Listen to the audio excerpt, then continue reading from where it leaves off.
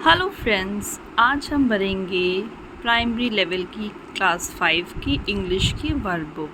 तो हमारा आज का जो लेसन है वो है lesson 11 the sun and the wind. बच्चे ये पूरा लेसन पढ़ चुके होंगे और समझ चुके होंगे, इसलिए उनके लिए ये वर्ब बुक भरना बहुत आसान काम होगा। हमारा पहला जो क्वेश्चन है वो है read the lesson the sun and the wind carefully and write who said this statement to whom, यानी किसने किससे कहा। सबसे पहला है let's have a bet today, the wind said to the सन।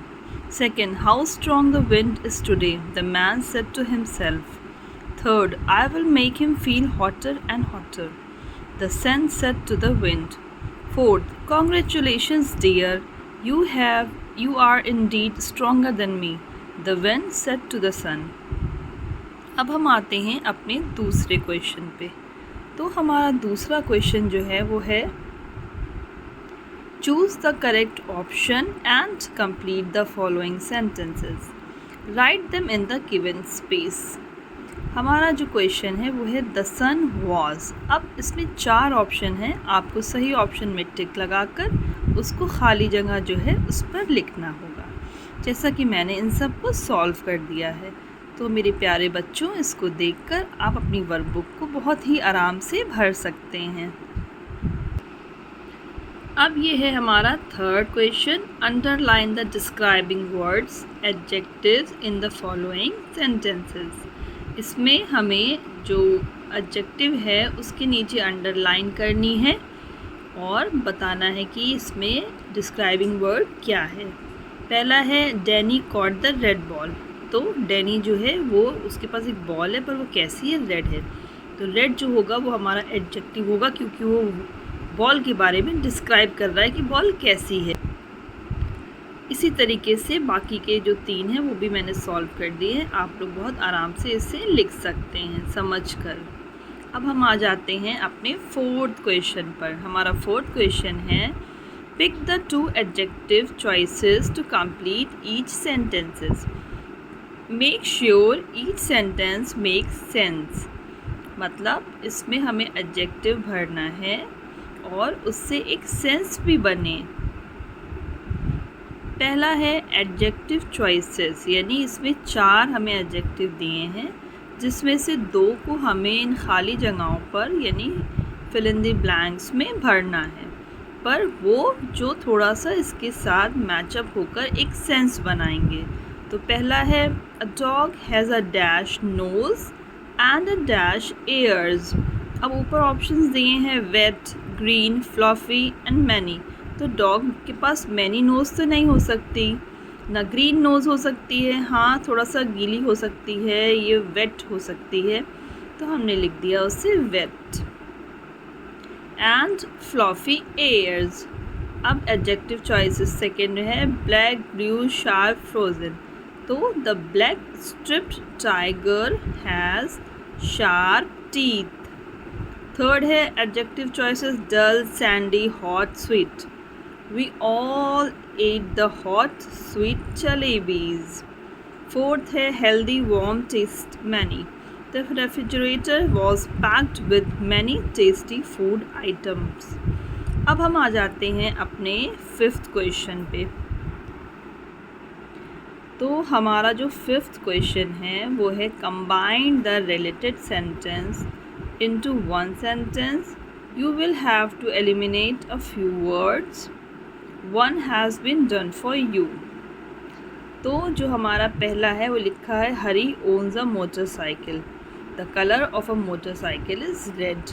तो इसको हम शॉर्ट करके लिखेंगे तो कैसे लिखेंगे, हम लिखेंगे हरी owns a red motorcycle. Second है शरण like ice cream, the flavour of ice cream is vanilla. तो शरण likes vanilla ice cream.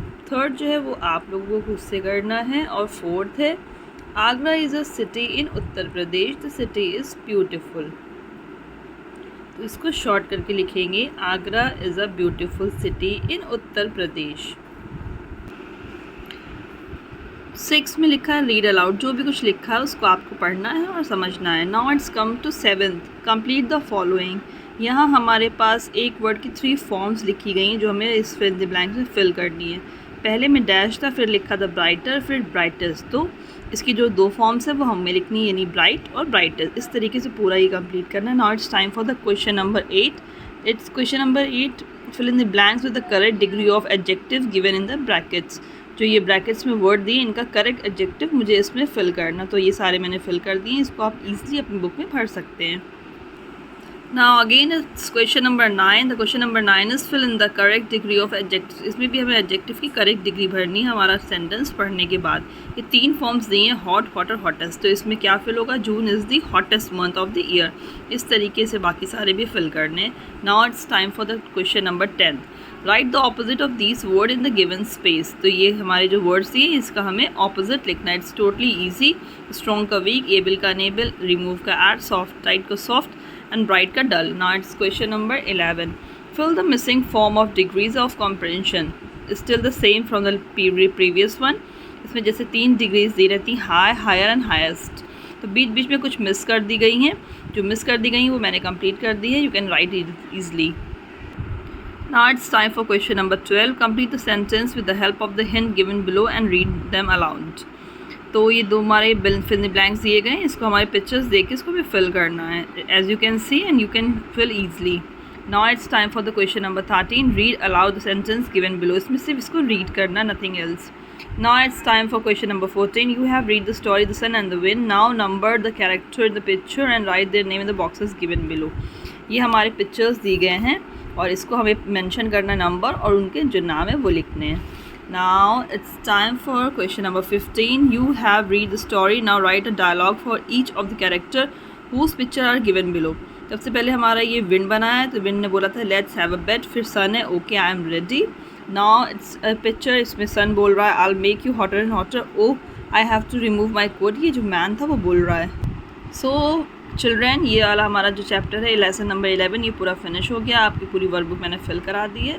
It's time to wind up. आप मेरी नेक्स्ट वीडियो के लिए स्टे अपडेट रहिएगा और जो भी आए आप अपनी वर्कबुक को बहुत ईजिली फिल कर लीजिएगा। Thanks for watching.